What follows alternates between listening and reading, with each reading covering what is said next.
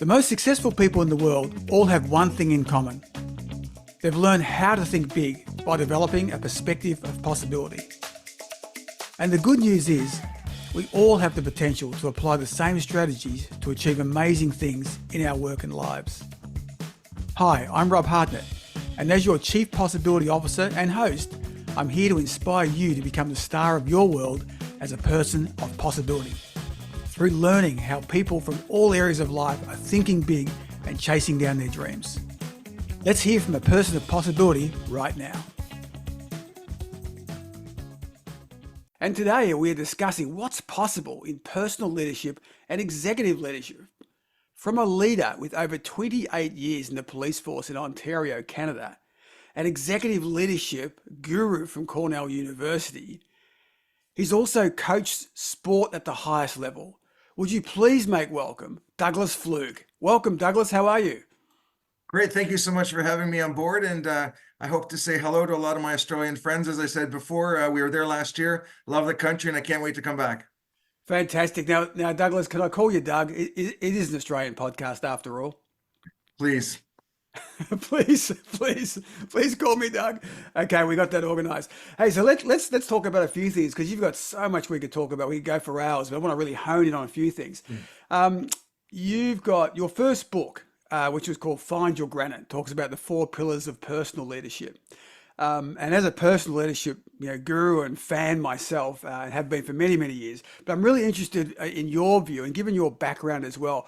Why is personal leadership so important to you?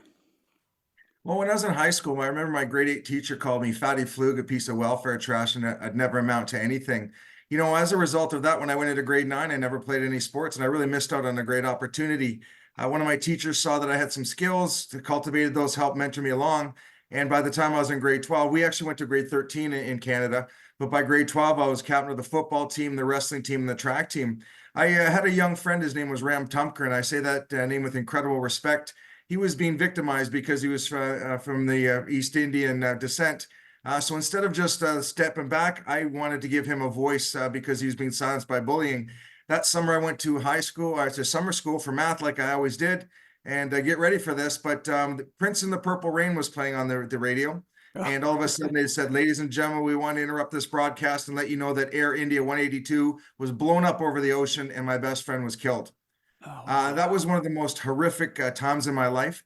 But what I realized is I wanted to get into a position of law enforcement so I could give and extend my sphere of influence to help people silenced by bullying, domestic violence, addictions, or what have you, and serve and protect the best way that I could. And luckily, I was able to do that. I went along many years hiding from myself, typical I'm 58 years of age, raised that real men don't cry and all that type of stuff. But in 2007, my shift, we went to a call for service. I was the road sergeant.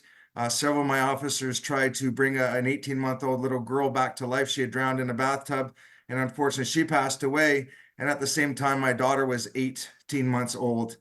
Did some very self-abusive behavior, drinking too much. Got to the point that I took my service revolver home and I was going to give a permanent solution for a temporary problem. And as a result of that, I met this lady, Mary Margaret. She taught me how to find my way out of darkness. And that's where the 4 cornerstones of personal leadership were born. Man, I let you run with that because I was just so enamored with what you're talking about. But there was a number of things in there I really liked.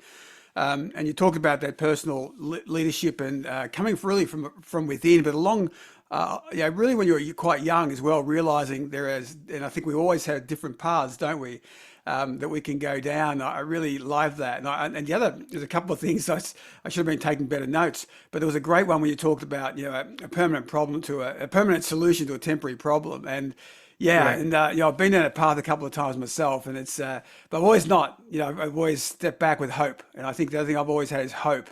I've always been optimistic as a person, always been there. And I think there's a better way. I think there's something out there. I'm going to keep on pursuing that. And, luckily and thankfully, I did, and I did find it myself. I think that's really interesting because it is, I think, a lot of that permanent solution to a temporary problem is a really nice way of putting it. But you went into the police force as well and to serve and protect.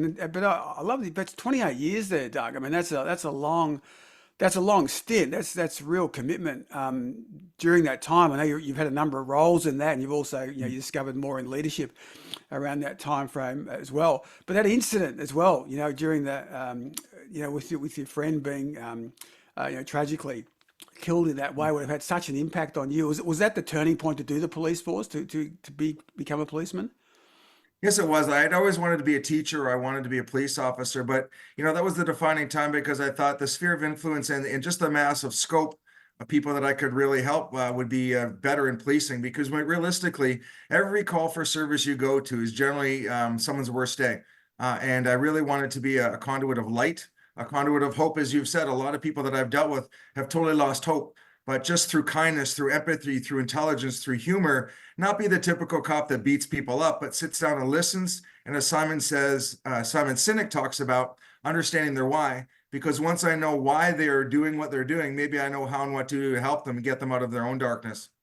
Yeah, that's so true, and that's a really good one about working out your why. Obviously, is a really strong one. Now you came to the four pillars, though. I'm interested. What are the four pillars? Can you tell us a little bit more about what those four are and how you landed on those four? Yeah, well, when I was in that pit of darkness, it was almost like if you can envision being in a dark room. And in my mind, I had to go around and search the walls to find that light switch. But what Mary Margaret talked to me about is that the light switch doesn't exist in the room, it exists within ourselves. And basically, those are my four core values are honor, integrity, passion, and accountability. And what I found is that as I've gone through life and I teach a lot of other leaders, once you find your granite, basically it's an extremely hard surface. You put your feet flat on the ground. But for me, honor is trying to be the best man I can be at all times, whatever the hat I wear, whatever the leadership role I have. Integrity is what I do when no one watches. And nowadays you're seeing so many people on social media, they'll walk up to someone who's homeless, give them a sandwich, film it, then put it on Instagram or whatever. And it's like, they're not doing it for the kindness that it was intended, but they're doing to self-promote. So, You missed one point, but then they take the sandwich back and eat it. Exactly. Afterwards, as you are going to gather right now, and our viewers are going to gather passion. Passion is something that was snuffed out for me, and I lost my sparkle in my eye, the whole positive psychology. But through a lot of self-reflection, I live every second of every day, and my passion comes through. And the last one is accountability. I'm accountable to my wife, my children. I'm accountable to you. I'm accountable to everybody that I come into their lives or allow me to do that. And the neat thing for leaders that I want them to all do, and I'll give you the same homework.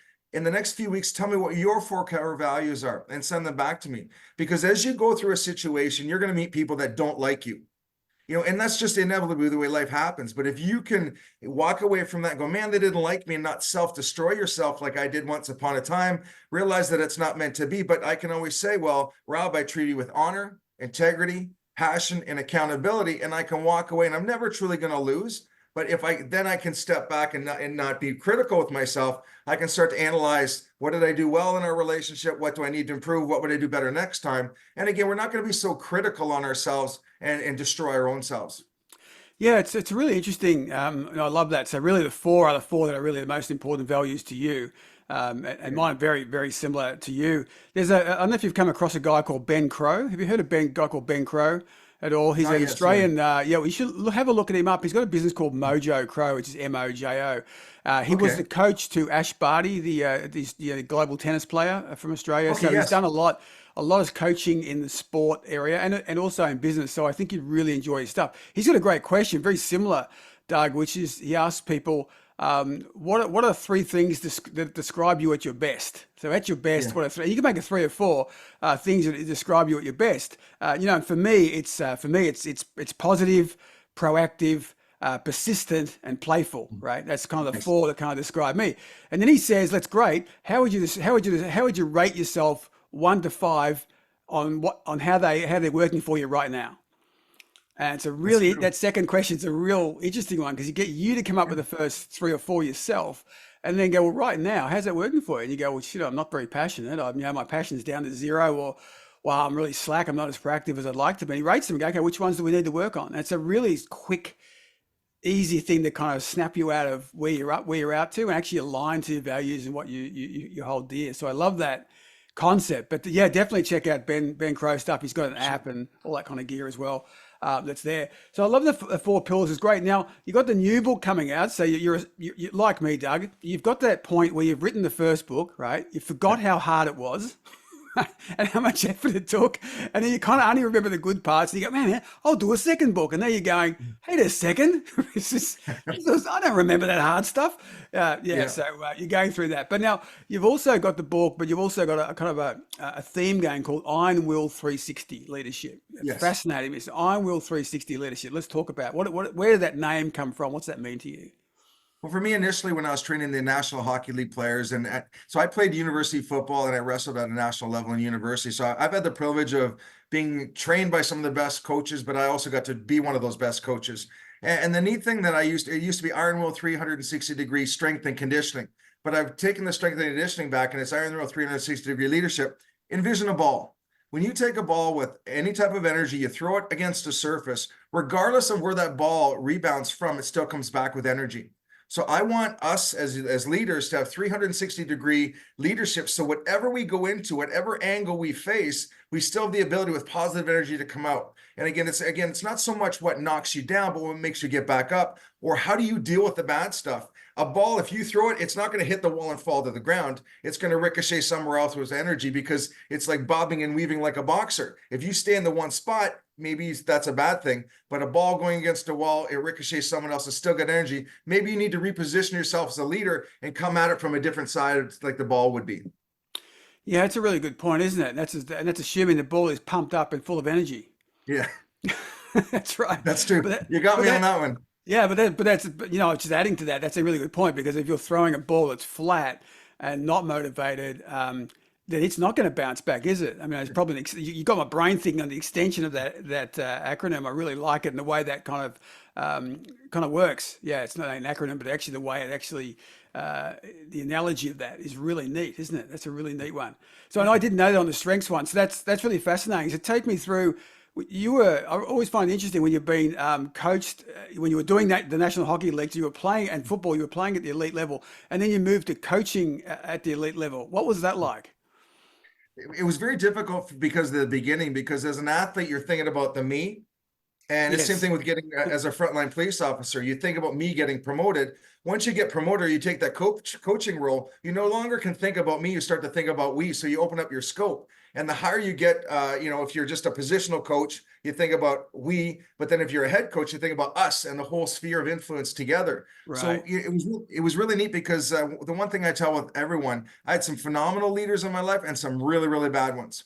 I would Yeah. always say, for anything you see, if you like something, take it, tweak it, make it your own, make it better. And if you've experienced some bad leadership or a bad experience, do the opposite, because you know how the bad thing felt. And that's how you start to pump up that ball that we're talking about, so your leadership ball is fully inflated with past experience. I look at it that who we were no longer exists, but who we were creates who we are today, and all those experiences leading up to that. Who we want to be moving forward, that's going to be based on today. So it's that perpetual thing of, again, rolling, moving forward. Who we were fuels who we are fuels who we're going to be moving forward. Yeah, I really like that, and I think you made a great point, because I do a lot of work with sales leaders, and their biggest challenge is typically they get promoted. Typically, your sales manager comes from your best salesperson. That does not Yeah, make them the best coach. In fact, sometimes they're the worst. Yeah. 1,000% on that one. And so it takes them a bit of time to stop. When they go on client calls, for example, with their team, they always white knight the deal. They always want to close it themselves, because that's their DNA. It's not that they're Yeah. bad people, but the first thing I have to do is stop and go, hang on, am I closing this deal because the other person can't, or is this a coaching call where I'm listening and observing? I don't want to see a train wreck, but I'm listening, observing. And it's not about me anymore. It's about the team. And man, I got to tell you, sometimes that takes 5, 10 years for sales leaders to actually understand that and get themselves out the other way. And I've had sales leaders who come back to me and go, you know what, I don't want to be a sales leader anymore. I wanted to do it because of the prestige, and I was going to become a leader, but I actually miss that customer connection. I miss at the front line, and I've had them leave the sales manager, but for their own good. They've actually been really good, actually, for everybody, really. They've actually gone back and hit targets again, but it wasn't for them. But they couldn't make that switch from that. Not that they were kind of ego driven. They just couldn't make the switch to managing a team versus just being a champion themselves. And the one thing I find in all spheres that I coach people or help them with, whether it's business, police, and sports, we'll teach you the skills, how to be a great salesperson.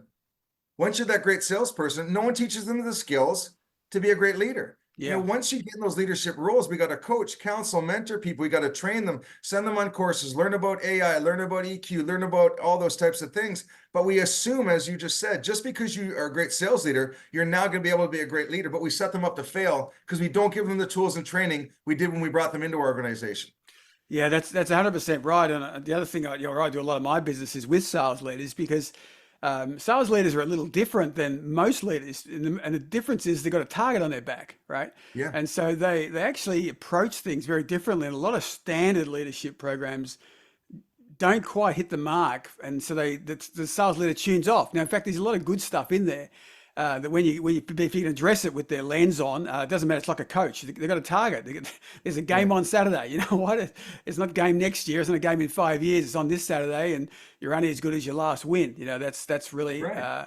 I like to think about that, and that's why I love sport, and probably in the business that I'm in, and obviously you've got strong connection across leadership with business, sport, and obviously the police force as well. With the new book Ironwill 360, you talk about it for being some big key trends for 2025 and beyond. And I want to pick up on a few of those because some of them really resonated with me. One of the first ones you had was the importance of remote leadership skills. Can you talk more on that? And I'm just going from several notes that I've got. That chapter, again, the book's going to come out in August, so I'm just finalizing stuff. But with remote leadership skills, it comes down to 5 points.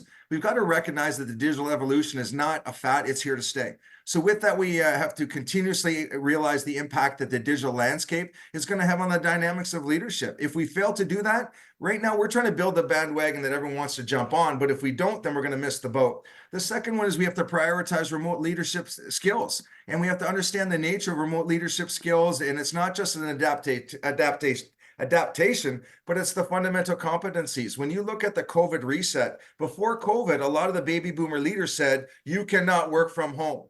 Then COVID happened, we all work from home. Then when the COVID lifted up, they're all going, well, we're going to go back to where we did before. No, we can't do that way. We have to realize that just because we used to do it doesn't mean it was right.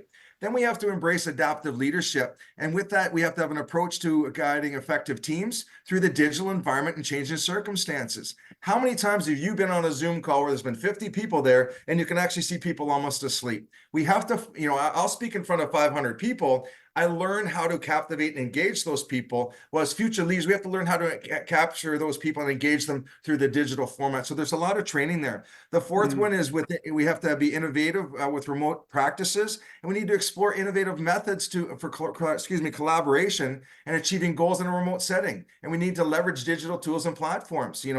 If I'm not sitting in the same room or country as you are, that doesn't mean that we can't collaborate. We can't have a side room to go out. But again, that's where the leader has to set the tone. And that's where I think a lot of leaders are scared because they're maybe a little bit older. We kind of want to go back to what we used to do because that's comfortable. But we've got to truly start to embrace the leadership skills moving forward. And the last one is we want to foster that digital connection. We got to create digital bridges to foster meaningful connections and collaboration beyond physical boundaries. And we have to emphasize the importance of virtual communications and teamwork.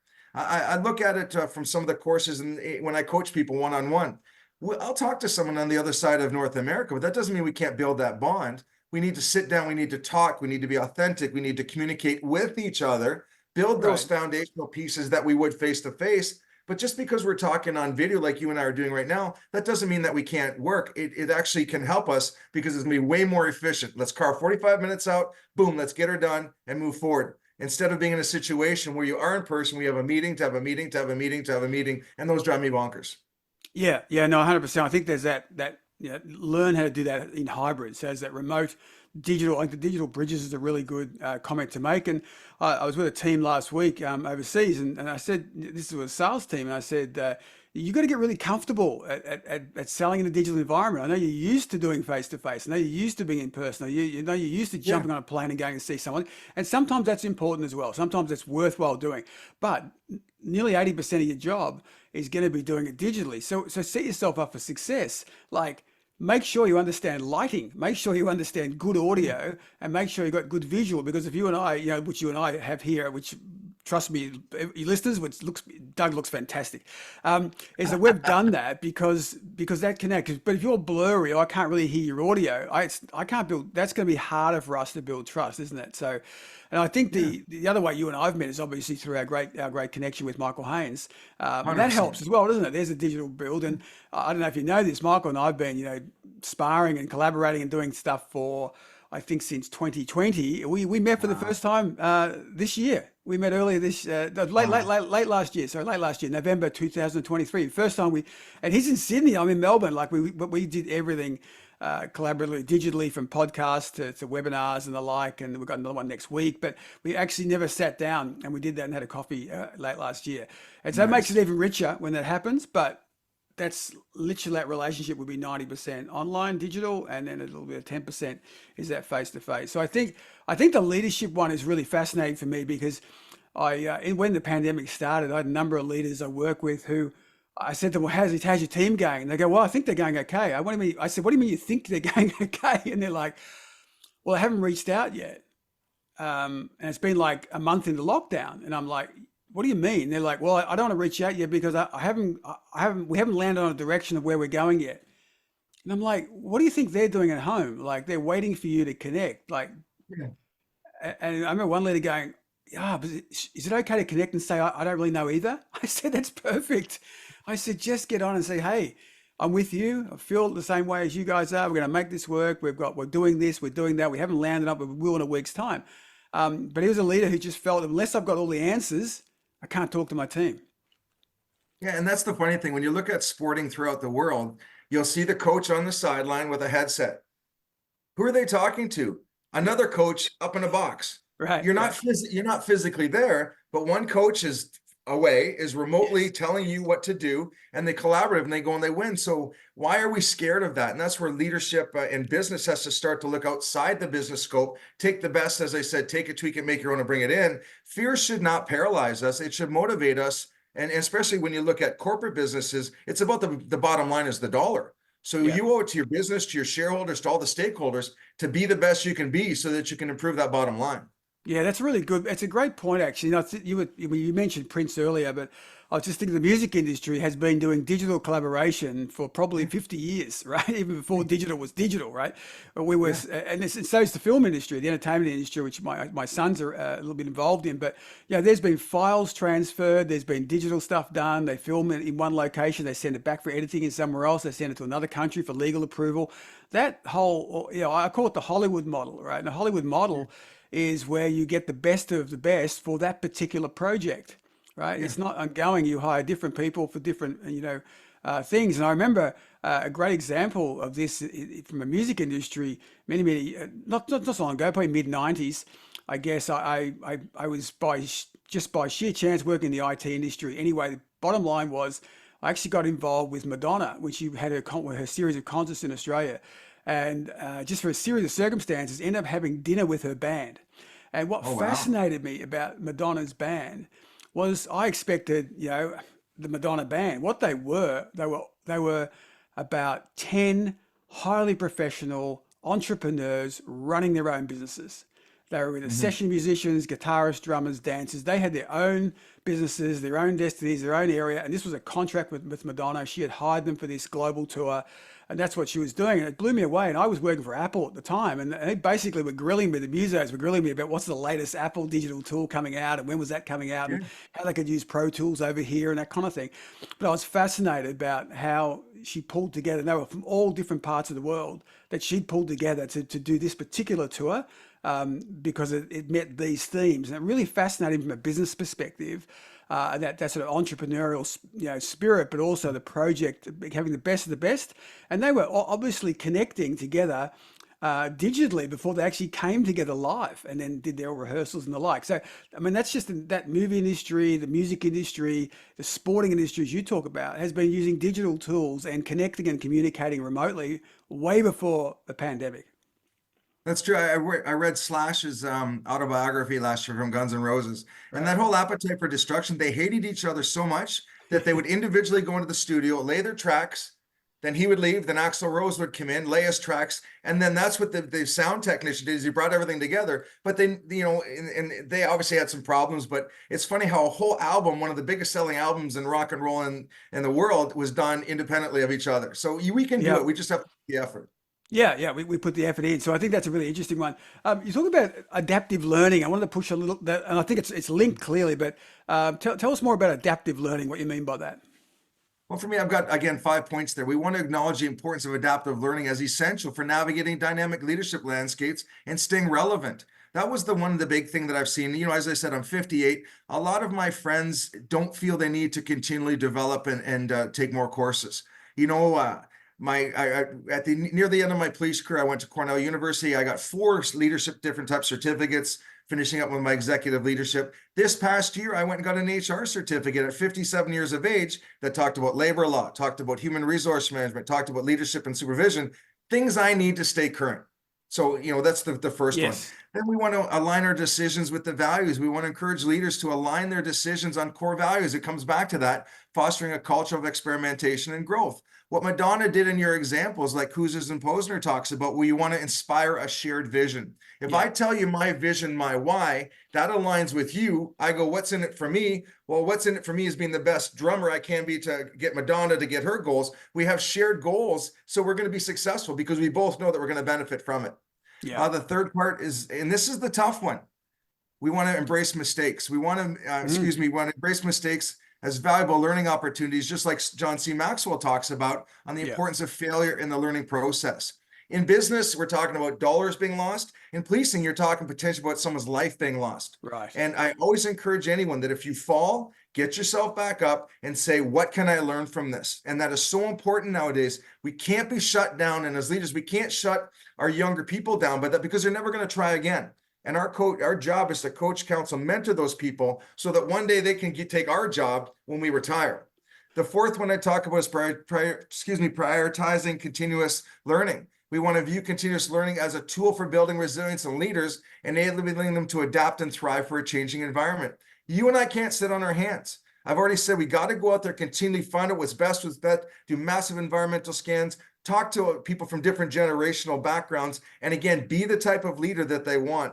You look at like the NFL. The head coaches never get hired or poached by other teams. It's always the subject matter experts that they have around. As a leader, your job is to create an environment where other people can succeed. And sadly, when they succeed, you're going to lose them. But that's how you win championships, or you gain the profit margins that you want.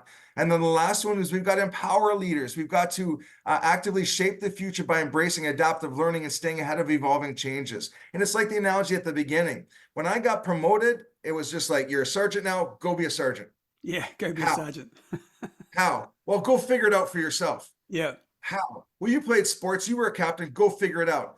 We can't do that to people. A lot of corporations that I've dealt with, they have mentoring as a checkbox, but they never actually do it. Yes. What I would suggest for Yes. most things, if you can actually mentor with someone for 6 months, learn what they did properly. Again, take it, tweak it, make it better. Learn where they made mistakes. The leaders need to have self-share of positives and minuses. So that's how you're going to create a culture through adaptive learning that's going to get you successes down the road. And we got to, Simon Sinek talks about the infinite game. We're not looking about this year, next year. We're got to look at 1, 3, 5, 7 years down the road. And we got to train people and we got to get the systems and infrastructure in place so we will all be successful.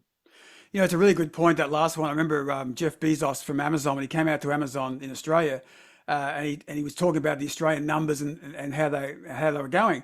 And a journalist said to him, "Hey Jeff, look, just read the numbers in Australia. Really great launch, great success.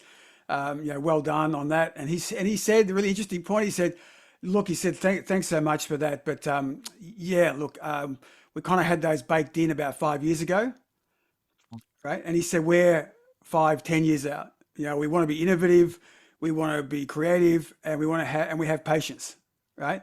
And he said, because they will come. And I remember the early days, as you probably did, when they first launched Amazon, and everyone was like, "Oh, the losses it's making, blah blah blah blah blah blah." And he's like, "No, he's going to hold the line, because we're building a customer-centric model that's never been built before." And it was very true. And so having that, I think that vision to play the infinite game, because customer success and customer service, it is the infinite game. You're only as good as your last transaction or your last delivery, if you're Amazon. or Australia Post. So that's really important to have that kind of longer term vision. I like the one also about creating more leaders, and I think I think one of the best quotes I saw in an interview was actually with Jamie Dimon, who's the CEO of JP Morgan, been the CEO I think for something like 25 years. Yeah. And the reason is he creates leaders. He creates so many leaders. And they had an interview in London, and of course, we were talking about the British before, right? So they had Yeah. this interview in London. So Jamie's there, he's being interviewed, and they say, "Oh, Jamie, you're one of your, your two ICs has just recently left and taken over a major bank now. Is that a major problem for you? Were you upset about that? The fact that he was part of the DNA, and now he's gone off and is leading this other bank." And they're trying to roll Jamie up, right? And Jamie Dimon, as cool as a cucumber, goes, "Oh yeah, you mean Jeff? Yeah, I was just on the phone to him before I jumped on this interview. Great guy." He said, "You got to understand what we do at JP Morgan is we want to build people like Jeff, and some will stay and some will get hired away, and that's okay. That's our Yeah. job. That's what we do here." And that was the end, almost ended the interview because the guy was hoping to go down this path. He goes, and then Jamie said, "So now, what can we talk about the economy? How things are going? What would you like to know?" Right? And he just moved on and reflected on it and said, "That is so cool, that answer, because as you just said, as we build up more people to take our place, some will stay, some will leave, some will leave and come back, right?" In fact, a law firm I did some work with, Doug, you feel free to use this story. They had a major issue with a lot of their young grads leaving, right? Leaving the Australian practice and wanting to go work in London. And it really pissed off a lot of the senior partners, right? And this younger guy I was working with, he was in HR, and he said, "You know what we should do? We should open up the alumni of this firm to anybody that's worked here." And there was this great furore. The partners were like, "Oh, it's only partners. You've got to work here for 30 years or you can't be part of alumni." He said, "No way." He said, "We should open that up." And they said, "What, to these young people who come to us for 3 or 4 years and then leave and want to go to Europe and work in London so they can have holidays in Paris," right? Yeah. And he said, "Exactly." Because he said, "What happens?" And he had the data, which is really key. He said, "Let me show you the data. They go for about 5 years and then they want to come back to Australia and raise a family." Now, True. here's what I'm proposing. We make them alumni. We encourage them. In fact, we even get them placements in London. We let the Yeah. London law firms train them for 5 years and spend about 500,000 on them. And when they come back, we've got a place for them. And that was the Yeah. game changer. And that has been an incredibly successful program, incredibly successful. And it worked all the way around. So they went from this, "Oh my God, they're leaving us. Let's not hire any more grads. These young people, Gen Z can't be trusted," to this is a very profitable. Bring them in, hone them, give them some training, place them overseas, and then when they're ready to come back, we've got a door open for them. And it's amazing. My staff sergeant, Neil Young, we call him Woody. He's about 65 right now. He's a 1980s cop. And when Right, I got promoted, he pulled me into the back room and he's like a second father to me. He puts his hands on my shoulders and said, "Dougie, one piece of advice here." He said, "You're now promoted. It's no longer about you. It's about you going out there and looking everyone." So we had 14 people on our platoon. He said, "You need right. to train them to be the next leaders." And, if you ask me to sit back and go, what was one of your proudest moments as a police officer? It's now that 10 out of those 14 people are now sergeants themselves. Because as they go on and they're successful, maybe, just maybe, a little bit of me is in them and I've done my job. I love that, Doug. And nothing gives me a bigger thrill than I have people who I led over my career, who I see in amazing companies doing fantastic work, and just seeing them being so successful, being promoted. Is I always ping them a note on LinkedIn, and it is awesome to see that, isn't it? When you see them, and yeah, look, hopefully you had a little bit to do with it, or you were that shocking leader they learned from. Either one, it doesn't. You know what? I don't care, man, as long as they learned. Yeah. I just don't want to be the guy that they didn't like it, so they do the opposite, right? Yeah, they did the opposite. Exactly right. Hey, let's talk about human-centered leadership. So that was also something else you're passionate about as well. What do you mean by that? For that, I look at inclusive leadership and human-centric leadership, and sometimes people think they're one and the same. But when I look at it, there's three major differences in the way that you look at it. When you look at the first one, it's the scope of inclusivity. As you move forward. And we all live in multicultural societies. And just to take a step back, when I started teaching, everyone always talked about the millennials, the Gen Ys, and all this type of stuff. And I thought, why are we teaching that? It's a realization we're all different, but if we focus on what makes us different, how are we ever going to build those teams? Because if I Right. walk in and go, "You're Gen Y, you're Gen Z," I'm just shutting you down by experience. why don't I realize that you have different skill sets at your generation, mine, so forth. And instead of using that as something to divide us, use it to embrace us at moving Mm, forward. So I think that's really important. But yeah. when we look at inclusive leaders, they primarily focus on creating an environment where diverse individuals feel safe, respected, included, regardless of their backgrounds, identities, and perspectives. I don't like someone going, hey, that's so-and-so who is A, B, C, D, or E, because that, again, it's just too much of a label. Where human-centric leaders extend beyond inclusivity to prioritize the holistic well-being and fulfillment of individuals. It emphasizes empathy, understanding, and meeting the needs of people, personal, emotional level. And that's where us 1980 trained leaders have to start realizing. When I started policing, my sergeant says, I don't care what happens at home. I'm paying you to be here. You shut the hell up. You do what I tell you to do. You answer calls for service. I don't care if you had a fight with your wife. Now, when you come in, leaders, they're going to start to look at you. They're going to build with it. Hey, Doug, you don't seem to be on today. Let's go for a coffee. You okay, buddy? They worry more about the person, because if you take care of the person, then the professional is going to excel. But if you're always shutting the person down, the professional is going to suffer as well. And I think we've got to really look at that shift, especially moving forward post-COVID, because in COVID, a lot of people had 2 to 3 years to self-reflect and think Right. who they're going to be, Right. who they're going to be coming out of this. And people got, one of the good things for COVID, as myself included, massive self-reflection, massive realization, massive goal setting. And it goes back to who I was, who I am, and who I want to be. So as leaders, we have to embrace that and help people become who they want. And it's not always the EQ of the job. It's the the IQ of the Yeah, job. the IQ, It's yeah. it's teaching the EQ moving forward. The Yeah. second thing I think is we have to look at the approaches to leadership. Inclusive leaders often focus on culturing a diversity with equity and through policies, procedures, and behaviors, but they forget about the human side of it, where Yeah. human-centric leaders, they focus on a deeper level, acknowledging the emotions, motivations, and aspirations. And I love human-centric leadership because it prioritizes building strong relationships. The big word we're all talking about right now is trust. And that's built through Mm. authenticity and empathy between leaders and team members to create a supportive and nurturing environment. It's okay to have a bad day, Rob. Just let me know, because I know if I support you and give you the afternoon off because you've had a bad day, if you miss 3 hours, I bet you, knowing you're going to come back and give me 6 hours of hard work. Yeah. Yeah. Yeah. I So really, that's I, it's that's fantastic, and I really like the human. That's why I was going with this, and I really like it because I've seen so many organizations. And I remember an HR people and culture leader, and she showed me this all their models, right, and frameworks for diversity, inclusiveness, unconscious bias, and it was so many that in the end, this organization had what they call model. They actually didn't know yeah, what worked when, but no one was being human either. And right, so they're trying to yeah. stick to a policy, a process, a framework to do that, a model to do that, a 3-step to do that, a 5-step to do that, and that had kind of gotten in the way of them actually just going, "How you feeling?" or "Hey, I've noticed," or "I've yeah, can I looks like you're a little bit off today. What's going on? Let's just sit down and have a chat." And I think if we start with human-centered leadership, then we might be Yeah. able to execute via some strategy models. But let's start there first. Exactly, because you see, I call it paralysis by analysis. We can go down and we can analyze the heck out of everything and nothing gets done. One thing that I'm proud of in Ontario, Canada, our Police Services Act, or our government rule, is we want to be representative of the communities we serve. That's what DEI is to me. Right. If we are in certain, we just want to have members of all the community to bring their assets. The Mm. third part there is we want to focus on innovation and growth, where innovative leaders recognize the value of diverse perspectives in driving innovation and problem solving with teams and organizations. And it aims to leverage the unique experiences of all those people. And again, it's check the boxes, but the human-centric side of it, the growth it's a natural outcome of prioritizing the well-being and development of individuals, and it focuses on creating an environment where people feel empowered to express themselves, take risks, pursue continued learning, and improve for both personal and organizational growth.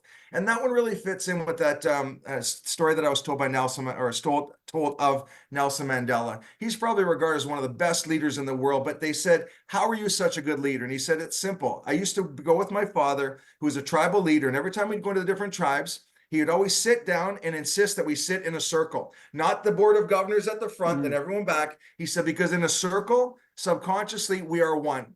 He Yes. said, "The next one is my father was always the last to speak. He knew what he wanted, but he would table a problem in the middle of the circle and say, 'What do you think?' It would go around the circle and he would build on each person's point And it might be the same thing at the end of what he wanted to do, but this way everyone has buy-in because they've got an equal part into it, and that's important. And the last thing I loved, God gave us 2 ears and 1 mouth. So as leaders, we need to listen twice as much as we talk. But when you look at that for human-centric leadership, that's a small key in an analogy where you're going to be extremely professional. Because if someone believes in you and the product, you're going to get maximum work out of them because they're going to believe in it as well. Yeah.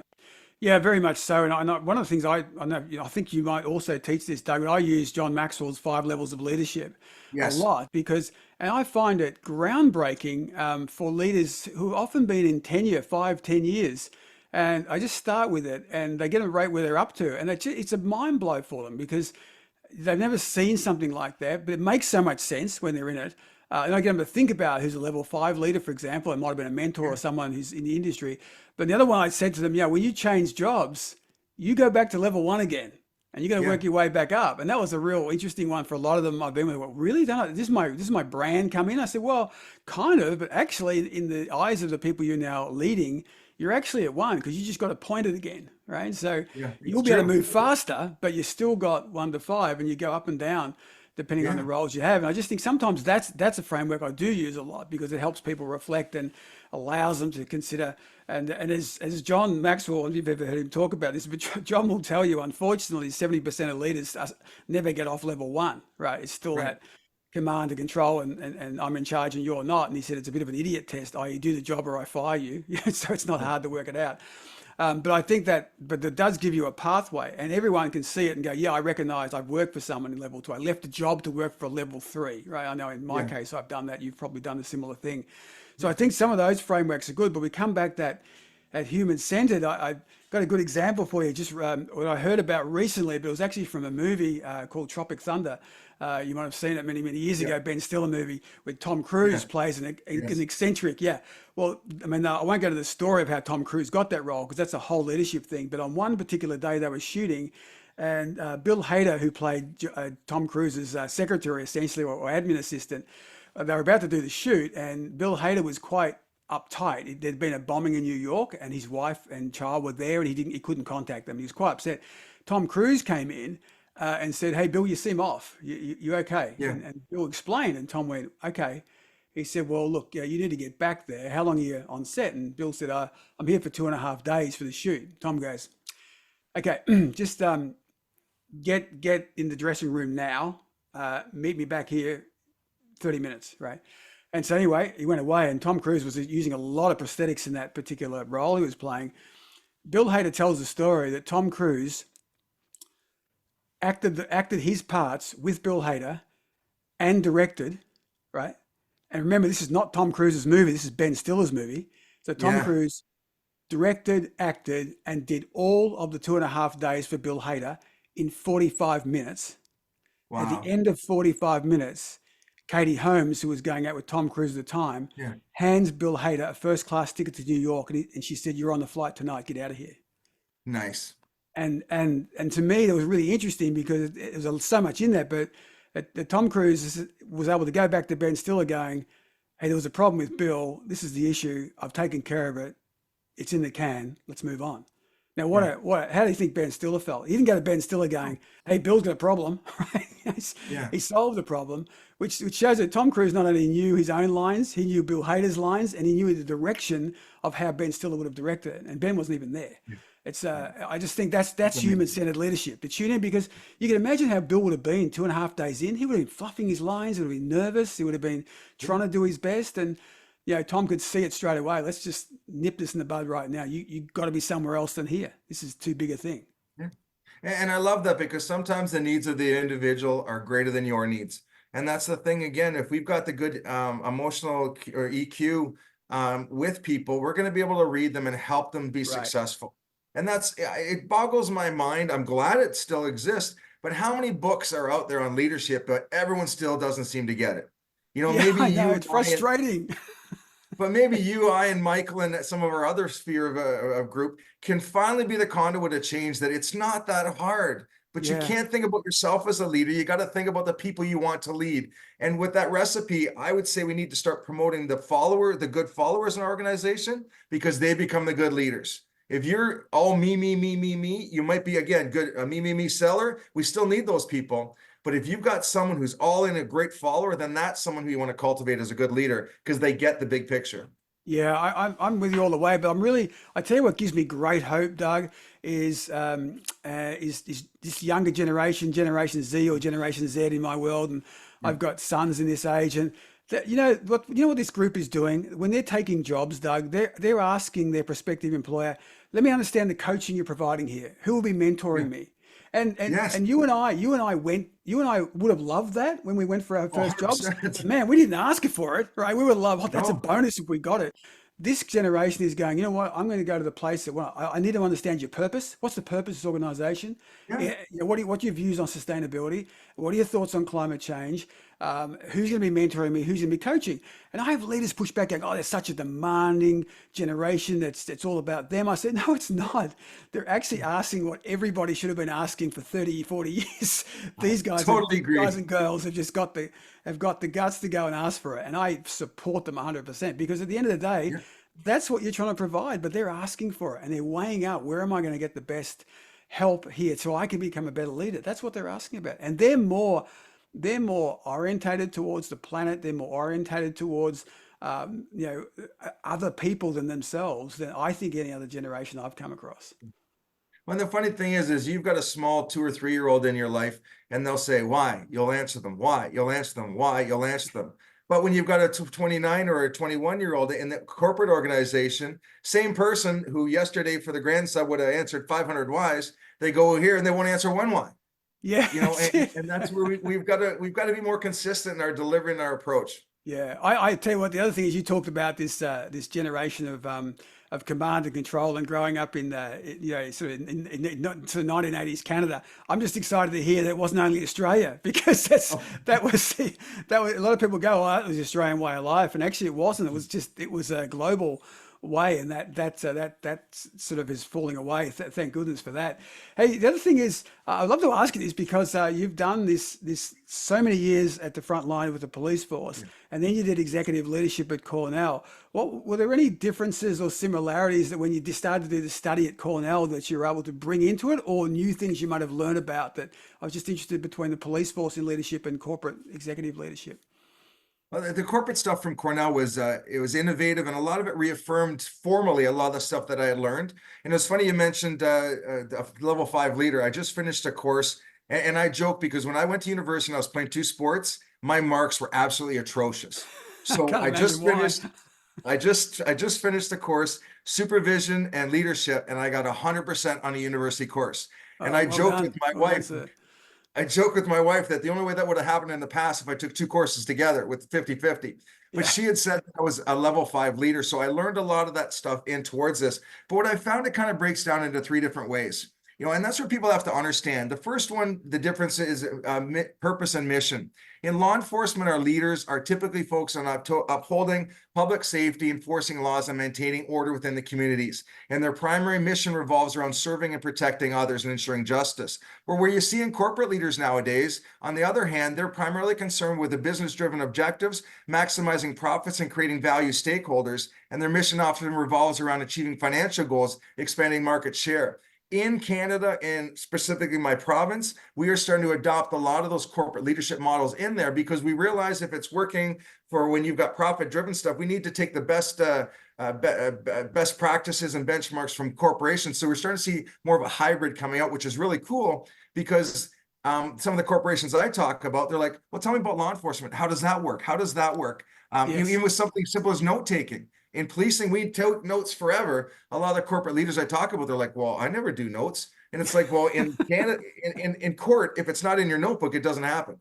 So, Yeah, man, it's that's kind of a nice great. That's a precedent going great the other way. analogy. I'm telling you, I'm using that in the workshop next week. It's Please. fantastic. Thank you. Yeah, The awesome. second one I look at is the hierarchy and the command structure. We know that law enforcement, it's typically a hierarchical, it's paramilitary with clearly defined ranks in the chain of command. And by God, don't you break that chain of command. I always had problems with that because just because someone's above me with their seat or their rank doesn't mean they know more than me. And in Mm, these roles, they're often based on seniority, experience, who they play poker with, if they're a Mason or what have you, and the decision-making processes are centralized, especially for operational matters, where Doug's been here 25 years, therefore he should lead, but Doug doesn't know anything. And what I'm Right. starting to see now in policing, they're doing the corporate structure that a chief of police here could be responsible for a $50 million budget, but have just a basic grade 12 education. Not knocking that person, but when I talk to my corporate buddies going, oh my God, I've got my MBA, and I've got this honors degree in business, and my budget's only 30 million. How is it? So we need to start looking at some commonalities there. Right. And the corporate organization structures, they have the hierarchy, but the thing we're starting to see in law enforcement a lot is the decision-making processes can be more fluid and decentralized. I used to laugh that if I want to take my holidays, I would have to submit to my sergeant, to my my staff sergeant, to my inspector, just to take holidays. I know when I should take my holidays, but now we're starting to see a flattening of hierarchical demand and for approval. You've hired these people to be subject matter experts. In law enforcement, if the case presents itself, you can take someone's life, but you can't let them tell you when they want to take their lunch break. So we're starting to see adopting that more. Right. And again, with the corporate, we're starting to see that there's it's agile and flat organizational structures that used to be there. And corporate leaders often delegate the authority to empower teams and make decisions at various levels. In law enforcement, we have to start empowering people more to act, because if they're in an emergent situation and you're not there, they're going to fail and someone's life could be put into jeopardy that way. The third one that I like to look at is the nature of accountability. Law enforcement, we're accountable to our superiors, to the city, to the laws, to the judiciary. And our whole thing is that if we incidents of misconduct or failure to uphold legal and ethical standards, that's going to have serious consequences. People riot over this stuff nowadays, we see throughout the world. But when you look at the legal or the corporate side of it, they're accountable for their actions. But this is where I like that we need to be more like them. The accountability more be internalized within the organization, to the board of directors, the shareholders, the employees, and the regulatory bodies. One of the biggest problems I see in policing generally is you cannot fire a bad officer. If in Ontario, if a bad officer hurts someone, they're charged criminally, they're allowed to be on administrative duties until it goes to court. I've got friends that are in corporation and like those problem employees that are constantly not meeting standard. You can't get rid of them in law enforcement. It is almost impossible. That the government has created so much systems and infrastructure to protect the bad people that it's infecting the good people. Whereas in the corporate world, my buddies, well, here's 2 weeks, see you later, you're gone. Right. Yeah, that's interesting. Really, that's a really interesting perspective, isn't it? Yeah. I think there's so really it's coming together. The reason I really liked about why you did that was say there's some good stuff in the corporate world coming over here, and there's some good stuff in the police thing that's kind of coming, as you can see in both worlds. I want to pick up on one thing, was the empowerment one. I thought that was really interesting. I was talking with, I actually did a podcast a day or so ago with a guy who wrote this book here. You can see that one, Customer Culture Imperative, Chris Brown, and they've got 7 principles in there that make a customer focused organization. So it's got real culture. So it's not 1 or 2 people who are interested in the customer. It's the whole organization is customer focused. So like an Amazon's we talked about. And we talked about the 7 principles he's got in there. He said, well, actually, we've just added an 8th, which we've done since the book. It was kind of in there, but we've actually made it an 8th now, because he said, really, since the book was 2015, it was a book of the year, but since then, and he said through the pandemic, they realized this other one, they needed this 8th, and the 8th one is empowerment. And he said, when you have empowerment in the organization, that people can have the decision-making ability to solve a customer problem then and there on the spot, it's a game changer in terms of the culture. Yeah. And they don't have to go through layers, you know? And that's so true. When I started policing, the sergeant was on the road to find you doing something wrong. Now, when I was out there, I want you, and I challenge people, go and find someone doing something right. And when you empower people, that becomes your strength.